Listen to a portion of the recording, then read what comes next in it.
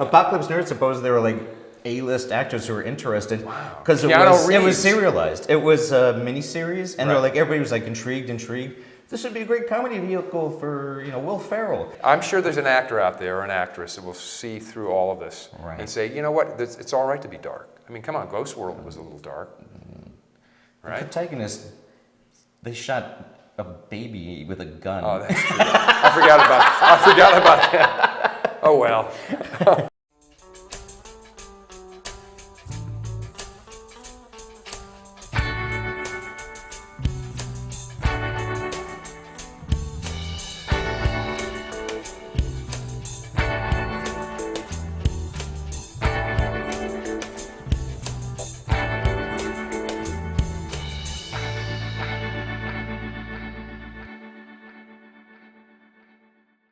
Joining us today on the Dusty Wright Show, Pizza. Pizza and Peter Bagge from the Scott Eater Gallery in Brooklyn. Peter, welcome to New York. Thanks. Great to be here. Born and raised from this part of the world. But, That's right. Been away for 26 years, and it's great to be back. And you got to document all of it in your comics. Yes, much of the suburban awfulness, as opposed to the urban awfulness.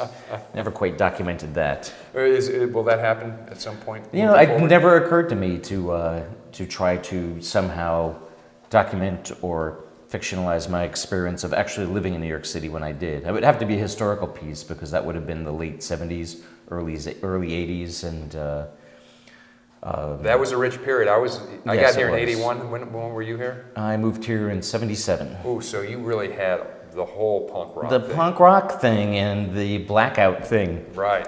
And Son of Sam. the Son of Sam thing, and just, it was a city of horrors. No, you were an art student then, right? Yes, I was an art student for 3 whole semesters at the School of Visual Arts. Oh, man. And it's while I was there, I came to the conclusion that it was during that tenure that I decided I definitely wanted to be a cartoonist and didn't want to waste any more of my hard-earned money on ceramics classes and what have you, so I dropped out. Oh, I'm sure your parents must have been thrilled at that stage. They didn't care, they weren't paying for it, and my family was pretty dysfunctional at the time. It was more like Pete Who during that period. Were you one of those children that loved to draw? Because I remember growing Yes. up, I would watch those TV shows. Remember John Nagy Learned to Draw? Yes. Remember that TV show? Oh, You yeah. Get your sketch pad out.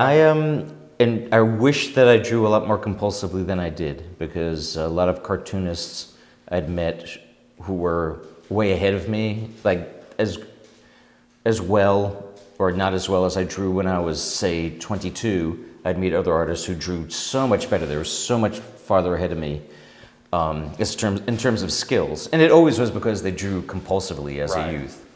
They didn't have a life, so I had a life. And I didn't know until I was starting to go to high school, I didn't know I wanted to be a cartoonist or even an artist. It was kind of a default thing. I literally didn't know what else to do with myself.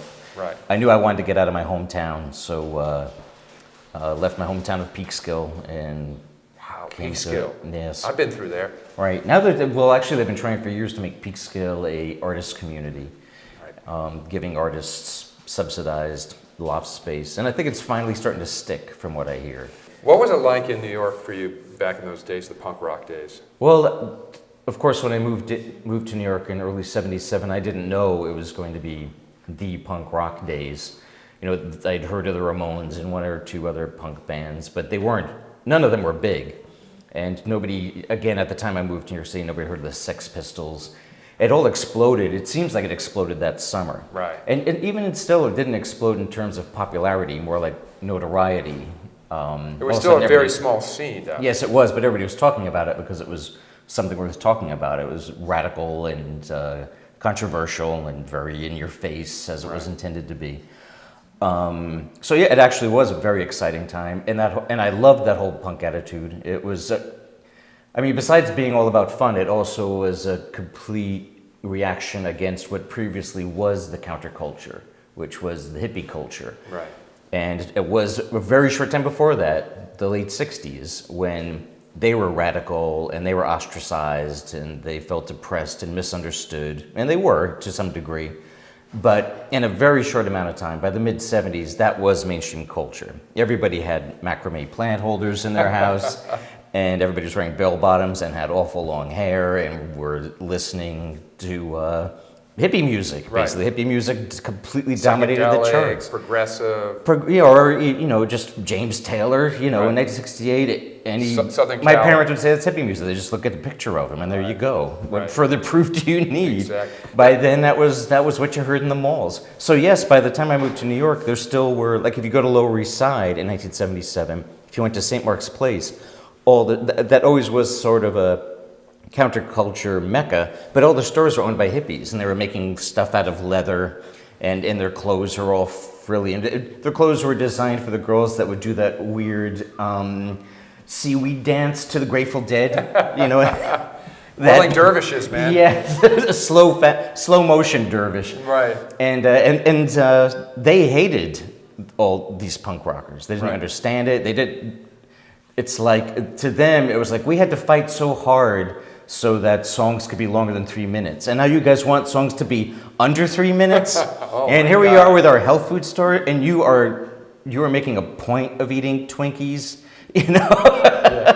So a lot of it was very much a reaction. But it also was, what happened was the hippie stuff got so boring, oppressively boring, and there was no life originally left to it. So I stopped buying records. I stopped listening to music by 76. And there was just nothing I could stand. I was just buying old records. And then all of a sudden in 77, 78, there were tons of great new records. So that was very exciting. The attitude, too, I very much liked. This sense of irreverence. And to me, it was very much like dare to be stupid. Like, don't stop being self-conscious. Because what was big then, as far as our art schools professors were concerned, was installation art. Like the pile of sand in the corner with strings going across. And the placards next to the painting that are so bloviated. It's still like that to a large degree. That's its own genre. Yeah. But again, that was oppressive too. And taking yourself very, very seriously was the way to go. I mean, I suppose it's always been like that in the art world. But I loved that just be ridiculous and just be silly and go ahead and admit out loud that Tricks Are for Kids commercials were probably one of the most inspiring things you've ever seen. You don't have to keep that a secret anymore. That's right. And, and that like lowbrow stuff can be fantastic. And how informed was your early comic book style informed by John and Lakes McNeil's Punk magazine? Were you a devoted reader? Did you know about that? I'm embarrassed to say I didn't start buying Punk magazine until... it would have been 78. I was a year, well, they started in 75, actually. Right. And their naming the magazine Punk had a lot to do with the whole genre being called punk. Once I saw it, I loved it. I was crazy about it, and I submitted artwork to them, and they loved it, and they accepted it, except that then they went out of business. So that was the ultimate punk moment. That's right. Yeah, That's the right. ethos, like money. Why should we make money? Right. Oh, they could have. I remember the first time I met Harvey Kurtzman, the founder of Mad Magazine. Yep. And he had John Holmstrom as a student, and he was very interested in Punk magazine. And Holmstrom worshipped him and considered Kurtzman, or Kurtzman, like more or less thought of Holmstrom as one of his many proteges. Right. But and I'm sure Kurtzman was talking about himself when he was talking about Holmstrom. But he said, that magazine didn't go out of business. Holmstrom drove it into the ground. He was like, he had a great thing and he blew it. And he was right. If they played their cards right, there could still be a punk magazine now, and it'd be an institution. It'd be doing great. It would have been the new Rolling Stone if they stuck it out. They really thought punk was dead. They thought it was going to die as quickly as disco died. They really thought and it was then it got co-opted by the world. That's right. Yeah. Then it got huge. Yeah. And who knew? But of course, Kurtzman did the same thing with Mad. He quit Mad like an idiot, so he's been kicking himself ever since. Well, what can he do? Right. So at what stage did you decide, I'm going to take that experience, morph it into your own kind of punk ethos and style, right? And give it its... when Hate came out, my wife and I read it religiously. We couldn't wait to the next installment because it spoke to our generation in such a great way. It was so direct, it was so honest, but it had that kind of manic edge that I guess we grew up with in the punk era. Right. that whole thing. How did it fall together for you? Well, what I've always liked, what I've always strived for in my own work is that what I see in other forms of art, whether it's comics or movies or even music, and it's this yin-yang thing where on the surface it seems dumb and noisy and loud and silly and shallow even. Right. But then when you sit down and pay a bit more attention to it, there's a content to it that goes much deeper. And all that noise and silliness is actually sort of a surface, sort of like something that makes the depth of the content more palatable. Right. It's like you could say that the Ramones were a comedy band, but when you sit down and think about what they were writing on the early records, it's tragedy. It's about dysfunction and drug abuse and mental problems. And it could have, their songs, if they didn't yuck it up, and if they didn't present it in such a silly way, it'd be the saddest music imaginable. But it was their attitude that made it lots of fun. So I tried to do that with my comics. At first, I tried to keep everything somewhat silly and ridiculous. A bit in your face that would be the most serious thing you could say about it, or the most challenging thing about it is how aggressively obnoxious and stupid it was. But then as I started doing longer stories, I wanted to express myself. The subtlety of the characters, yes, and certain thoughts and issues and unresolved issues that were within my psyche, I started sneaking it into my comics, and then right. and that tension grew and grew. But it was effective. It worked. And I would always be afraid to tell these stories. I'd always be very, really? very nervous about. Why was that? Because of being made fun of. Like to talk about some embarrassing or difficult or awkward experiences of my youth, even if I'm funneling it through mainly like a character like Buddy Bradley. Right. I still would figure that people would see through that. They know that that was me, and that happened to me. And I figured my friends would make fun of me if I published that, and they did. But that's also stuff. But everyone else thought it was cool. Yes, because everyone could relate to yes, those issues. Yes, and they loved. That was something that I'm very indebted to Robert Crumb about, because that's what he used to tell me. He could see that that's where I was going, and I said, yeah, but I get these ideas for stories, but I'm a little bit afraid that everyone will just laugh at me. And he says, first of all, if there's something in your head that won't go away, you got to get it out of you. You just have to get it out on paper. But he says, those stories too that you're afraid to do, those are the ones you have to do. And he says, stop tipping your toe in the water, just dive right in, just jump right in the water. And he was 100% correct, because those stories that I'm thinking of, that I'm describing, those are always the ones that got the best response. And how long was it before, you start Hate, when did you really start reaping the rewards of the attention that you... When did I start making money? Yeah. Right around... It's shameful for an artist to make a living, you know? Yes. I started making what we Americans consider a decent living right around the time I started doing Hate.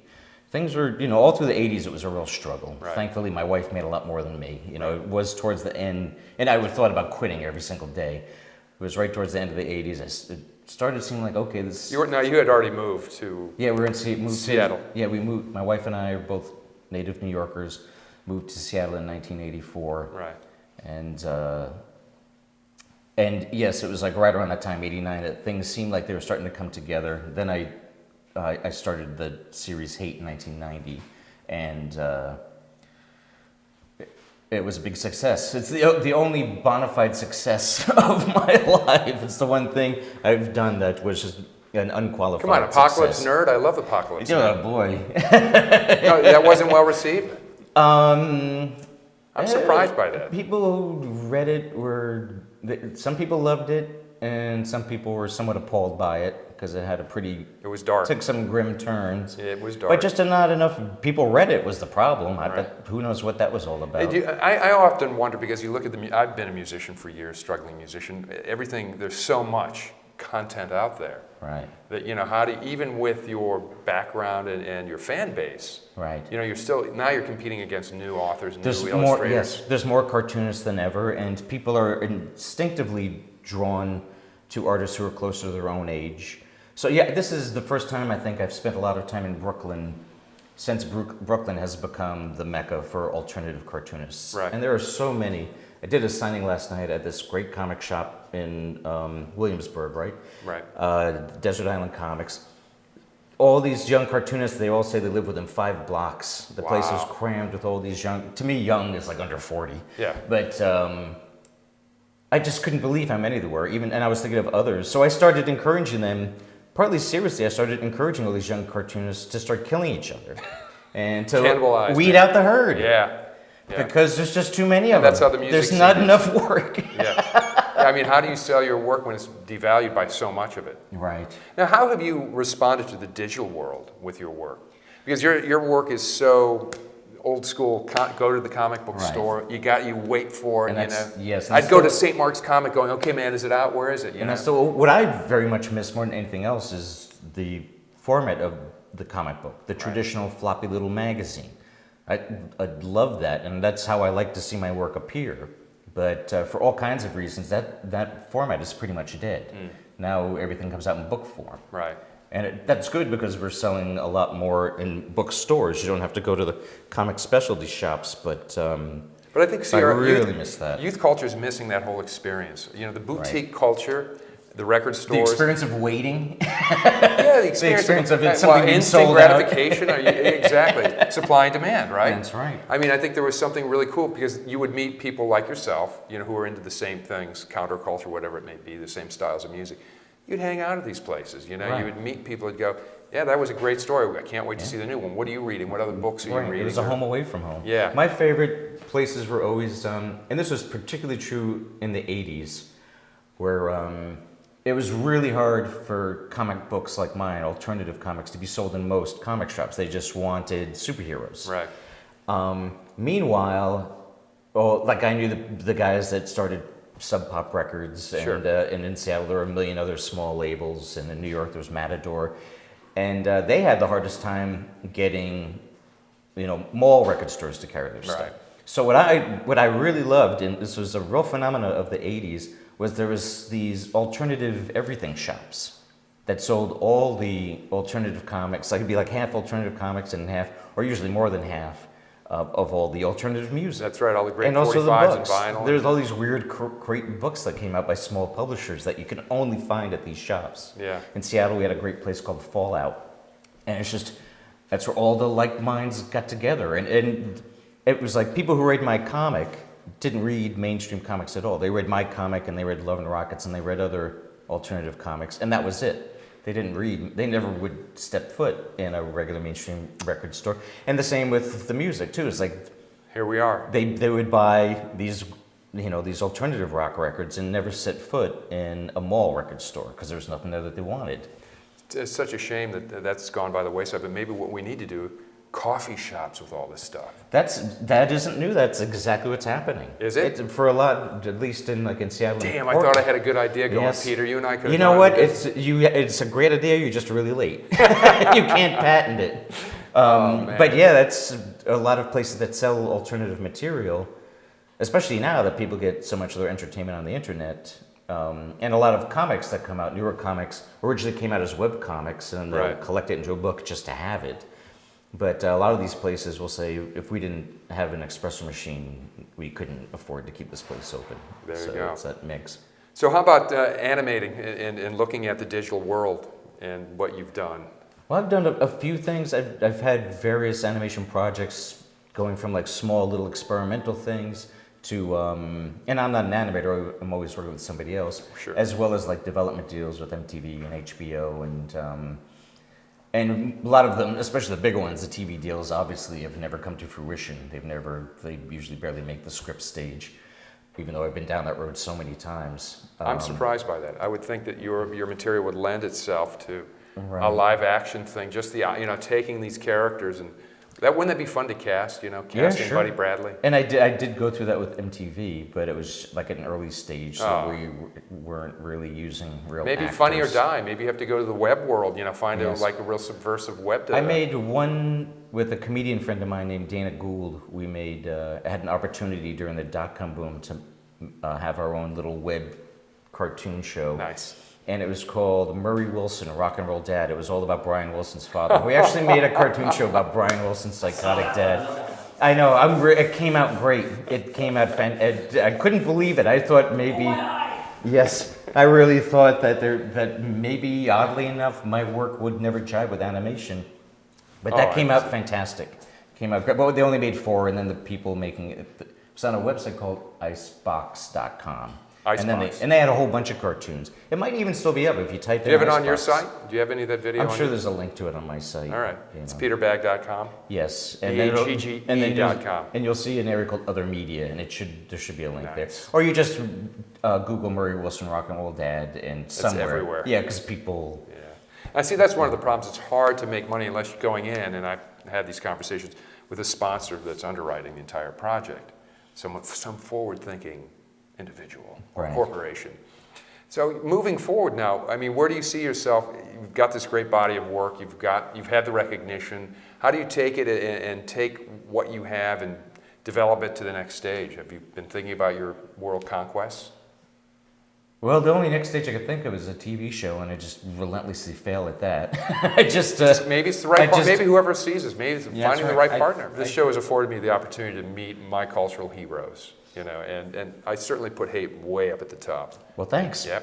And Apocalypse Nerve, if you haven't read that, that's a fine book too. It is darker, but I think it spoke to all of the terrifying fear that we walk Sure. around with. No, I'm really, yeah, for anybody who's watching who doesn't know, Apocalypse Nerd was a graphic novel I did for Dark Horse Publications, and it's all about someone like me, just some nebbish with no survival skills, who somehow survives a nuclear blast on his hometown and has to figure out how to survive, what it takes to survive, and I'm chuckling just thinking of some of the yes, panels, some- the yeah, side winds stories. up doing all these things I'd never dream of doing, but he had no choice.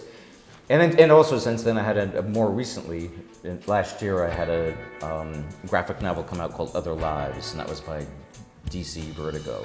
Okay. And I'm really happy with the way that I one haven't came seen out, that, too. sadly. I'll have Yes, to pick that one no, up. I'm really happy with the way that came out. Thank you for being on the show. Thank I look you. forward to talking to you soon. All right, take Cheers. care. Enjoyed it.